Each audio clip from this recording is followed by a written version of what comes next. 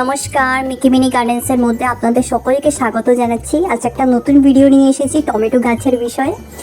তো অনেকের কাছে হয়তো টমেটো গাছ আছে, তো যাদের কাছে আছে ওদের কাছে হয়তো তিনটে সমস্যা হয়ে থাকে। গাছ বাড়ছে না, গাছের মধ্যে টমেটো বড় হচ্ছে না, টমেটো ধরছে না, অথবা গাছের পাতা হলুদ হয়ে যাচ্ছে। তো এই তিনটে সমস্যার একটি সলিউশন, সেটি হলো ঘরোয়া পদ্ধতি। তো আমি একজন প্ল্যান্ট স্পেশালিস্ট, আমি কিছু বছর থেকে গাছের উপর কাজ করছি। গাছের সমস্যার উপর বিভিন্ন মেডিসিন, বিভিন্ন হোমমেড রেমেডি ইউজ করে করে অনেক গাছের মধ্যে ফল ফুল প্রচণ্ড পরিমাণে এনেছি হোমমেড ফার্টিলাইজার ঘরের পদ্ধতি ব্যবহার করে।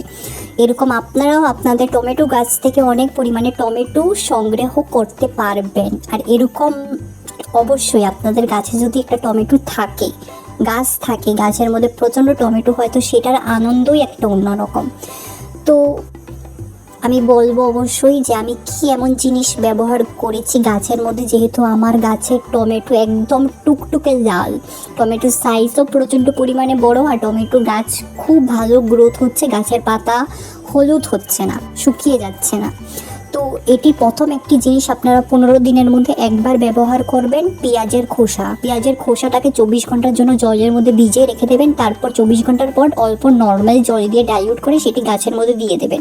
তারপর 2 নম্বর হলো মাটিটাকে অ্যাসিডিক ফর্মে রাখবেন। কফি পাউডার ইউজ করবেন, 1/2 চামচ কফি পাউডারটাকে মাটির মধ্যে ভালো করে মিশিয়ে দেবেন। তারপরেই দেবেন আপনার গাছে টমেটো ধরবেই ভীষণ পরিমাণে বড় সাইজ হয়ে। তারপর আপনারা টমেটো দিয়ে চাটনি, টমেটো দিয়ে বিভিন্ন রেসিপি করে খেতেও পারবেন। তো চলুন ভিডিওটি তাহলে এখানেই শেষ করছি। যদি ভিডিওটি ভালো লেগে থাকে তো অবশ্যই গার্ডেনিং বন্ধুদের সঙ্গে শেয়ার করবেন, আর ভিডিওটিতে লাইক শেয়ার কমেন্টও করে দেবেন। পরবর্তী একটা নতুন ভিডিও নিয়ে, নতুন টিপস অ্যান্ড ট্রিক্স নিয়ে আবার আসবো। ধন্যবাদ।